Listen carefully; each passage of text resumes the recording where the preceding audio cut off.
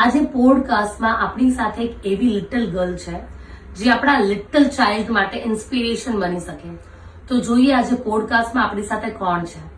તો બેટા તું તારું નેમ શેર કરીશ બધાને? Of course, ma'am. My name is Pihu Rokkar. Okay, તો આપણી સાથે આજે પીહુ રોકડ છે. તો પીહુ રોકડ, મેં એવું સાંભળ્યું છે કે તને બધા કોમ્પિટિશનમાં રહેવું બહુ ગમે છે. સાચી વાત છે? Yes. તો કયા કોમ્પિટિશનમાં ને કેમ કોમ્પિટિશનમાં તને રહેવું બહુ ગમે?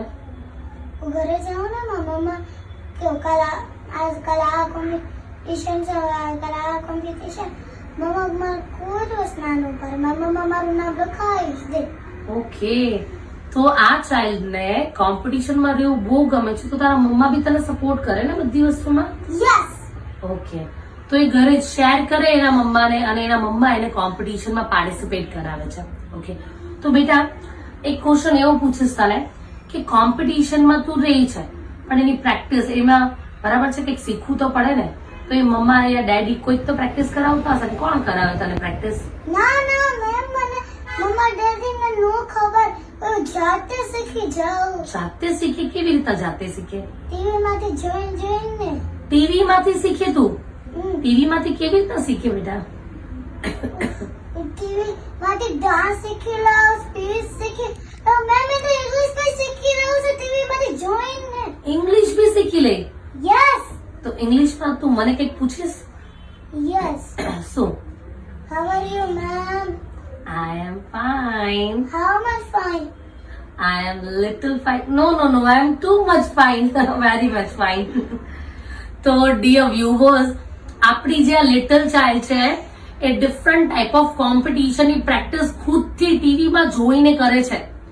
તો મતલબમાં આ ચશ્મા બી તને ટીવી જોઈને જ આવ્યા છે. સાચી વાત છે? ના મેમ, તો મમ્મા છે ને મારા લિટલ હતો ને. લિટલ એટલે નાના હતા. હા, ત્યારે ચશ્મા આવ્યા હતા ને એટલે મને ચશ્મા આવી ગયા હતા. તો એના ડેડી લિટલ હતા એટલે વારસો આવ્યો છે તારા પપ્પાને. જે ચશ્મા નાનેથી આવ્યા હોય તો તને બી નંબર નાનેથી આવી ગયા એવું છે? યસ, વારસો આવી ગયા છે. વારસો આવી ગયો છે. જુઓ તમે, બરાબર છે. આને ચશ્મા કેટલા આવ્યા છે? વારસામાં આવ્યા છે. તો તું ટીવી સવારથી સાંજ જોવે છો? મમ્મા છે ને 1 એ જોવા દે. 1 hour? તો 1 કે હાફ? 1 કલાક જોવા દે કે અડધો કલાક જોવા દે કે 2 કલાક જોવા દે? કેટલા કલાક જોવા દે? 1 કલાક. 1 કલાક ટીવી જોવે? ઓહો. પછી 1 કલાક ટીવી જોવે પછી 1 કલાક ટીવી જોઉં. પછી જીદ કરે તું આગળ હજી જોવું છે એવું બધું જીદ કરે ટીવી જોવાની? તો હું જીદ જ ન કરું. તો પછી ટીવી જાતે બંધ થઈ જાય કે તું બંધ કરે? ઈ છે ને પાવર વાળો હતો ને ઈ છે ને વહી જાય જ. વહી જાય? મતલબ?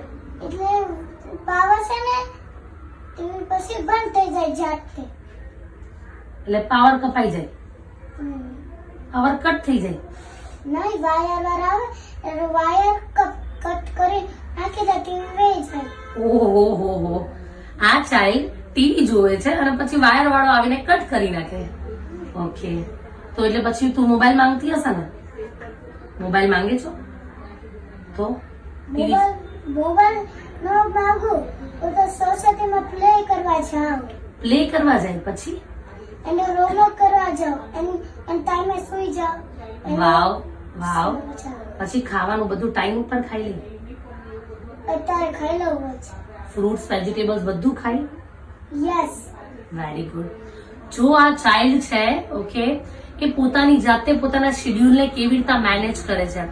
એના મમ્માએ એને ફિક્સ ટાઈમ આપ્યો છે. એ ટાઈમ સુધીનું એ ટીવી જોવે છે. મોબાઈલ તો એ યુઝ જ નથી કરતી અને ટીવી ની અંદરથી બધું શીખે છે. ડાન્સ કોમ્પિટિશન ના ડાન્સ શીખે, સ્પીચ કોમ્પિટિશન ની સ્પીચ શીખે ને ઇવન ઇંગ્લિશ બોલતા બી શીખે છે.